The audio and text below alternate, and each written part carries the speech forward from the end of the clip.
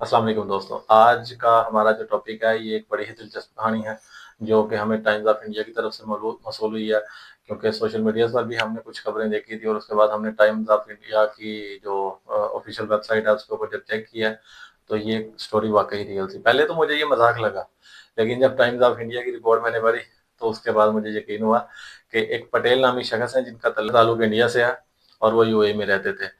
UAE में किसी पाकिस्तानी हुसैन नामी शख्स का, जिसका पासपोर्ट गुम हो गया था या चुरा लिया गया था, उसके ऊपर इन पटेल साहब ने अमेरिका का सफर किया और ये यूएई से निकलकर अमेरिका चले भी गए।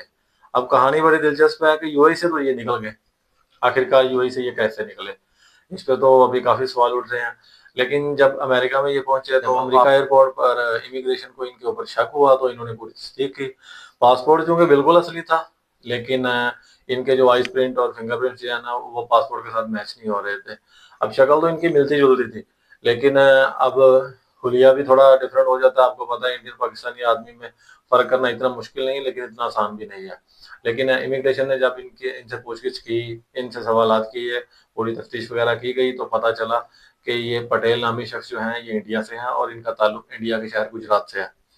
अब जब अमेरिका इमिग्रेशन को इस बात का पता चला तो उन्होंने इसे बजाय डिपोर्ट यूएई करने के, इन्होंने इनको डायरेक्ट जो है ना वो इंडिया में डिपोर्ट कर दिया। अब जब इंडिया में डिपोर्ट किया तो इनके ऊपर कार्रवाई शुरू हो गई, क्योंकि आपको पता ही होगा इंडिया पाकिस्तान के जो रिलेशनशिप है वो कैसे हैं, उनकी कंडीशन तो काफी खराब जा रही है। अब इनके ऊपर काफी तफ्तीश शुरू हो गई तो कुछ जो नतीजे हैं वो निकल कर सामने आए कि ये दोनों जनाब जो हैं ये यूएई में रहते हैं, और जो पाकिस्तानी शख्स था जिसका पासपोर्ट गुम हुआ या चोरी हुआ उनका नाम नासिर हुसैन है। अब ये जो पटेल नामी शख्स है इसने किसी एजेंट से जो है वो पासपोर्ट हासिल किया है, चाहे खरीदा है, चाहे वो किसी भी रिलेशन से इसने उससे पासपोर्ट लिया है, या इसने डायरेक्ट चोरी किया है, या इसे गुम हुआ पासपोर्ट मिला है। इसके ऊपर तो अभी सवाल उठते हैं और काफी सवाल बाकी हैं। लेकिन जब मुकम्मल तफ्तीश की गई तो उससे यही पता चला कि नासिर हुसैन नामी शख्स जो कि यूएई में रहते हैं और उनका ताल्लुक पाकिस्तान से है, उनके पासपोर्ट के ऊपर इन्होंने सफर किया है।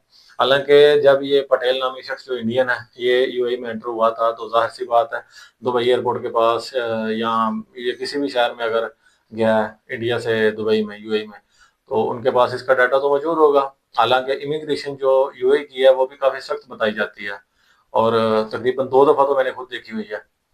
इस मामले में तो वहां से एयरपोर्ट से क्रॉस करना किसी भी फेक डॉक्यूमेंट के जरिए ये इम्पॉसिबल लगता है।